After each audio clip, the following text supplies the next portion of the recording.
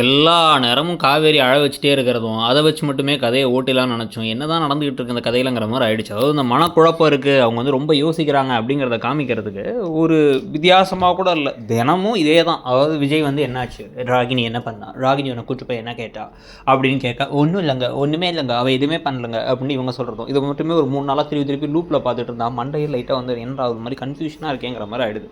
So இன்றைக்கி அதுதான் வந்து விஜய் கால் பண்ணுறாரு. கால் பண்ணும்போது இவங்க ஃபோன் எடுக்கல, ஊஞ்சலில் உட்காந்துருக்காங்க. இவர் நேரம் கிட்டக்க வந்துட்டு என்ன பிரச்சனை ஏது பிரச்சனைலாம் கேட்டு கடைசியாக வந்து அவர் என்ன சொல்கிறார் அப்படின்னா, என்ன உன் பிரச்சனை, எதுக்காக பயப்படுற அப்படின்னா வந்து எனக்கு பயமாக இருக்குங்க அப்படின்னா, நான் உன்னை எதுவும் ஃபோர்ஸ் பண்ணுறேன் நான் அன்றைக்கி அப்படின்னா, அப்படிலாம் இல்லைங்க, நீங்கள் என்னை விட்டு போயிடுவீங்களோ பிரிஞ்சிருவீங்களோன்னு பயமாக இருக்குன்னா நான் ஏன் உன்னை விட்டு போகிறேன், நீ தான் என் கூட எப்பயுமே இருக்க போகிறேன்னு கட்டியெல்லாம் பிடிக்கிறாரு.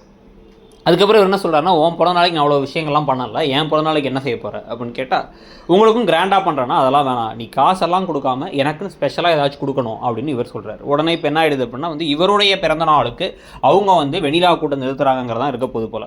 அவர் என்ன நினைக்கிறாரு, முத்தம் கொடுப்பாங்கன்னு நினைக்கிறாரு. ஆனால் அவங்க வந்து இதை தான் அவர் கேட்குறாரு போலன்னு ஏதோ பைத்தியம் மாதிரி முடிவு பண்ணுறது ஒரு பக்கம் நடக்குது. இன்னொரு பக்கம் வந்து பார்த்தீங்கன்னா இப்போ இந்த வீட்டுக்கு கிளம்பி போகிறாங்க, காவேரி நேராக கிளம்பி அவங்க வீட்டுக்கு போய் இட்லி சாப்பிட்லான்னு அங்கே போனால் அங்கே அவங்க எல்லாரும் எதுக்கு விஜய் விட்டு வந்தேன்னு பாட்டியிலேருந்து குமரன் வரைக்கும் எல்லாரும் மாற்றி கேள்வி கேட்டதுக்கு பிறகு வந்து அவங்க நான் எங்கள் வீட்டுக்கே போகிறேன்னு போயிடுறாங்க. ஆனால் அப்போ கங்காவுக்கு டவுட் வந்து உண்மையை சொல்லு, என்ன பிரச்சனை ஏது பிரச்சனைன்னு கேட்க, ஒன்றும் இல்லைக்கா ஒன்றுமே இல்லைக்கான்னு சமாளிச்சுட்டு போயிடுறாங்க.